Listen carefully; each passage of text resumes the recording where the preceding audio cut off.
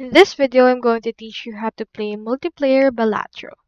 So first thing you need to do is you need to head over right here into this link on your GitHub for the Balatro multiplayer. So for this case, you can see the details for it, and in here we have the README. In order to install this, head over to the releases page and extract the files on your directory and run the game. So for example, let's head over right here into the releases, and you can find it right here on there as well.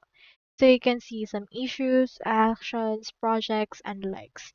So in here we have the releases. Click on to the latest version. And from in there, proceed to download right here the zip file and extract it and open it into your actual device in order to play it. So as you have noticed, in order to play this, you can launch Balatro with this enabled, select play and create a lobby, select a rule set or game, and then view code, and the other player should be able to play or join lobby that you have created. Press start in order to start the game. So with that, you can actually create a feature bar for that as well. So that's all there is today, and I hope this video helped you out.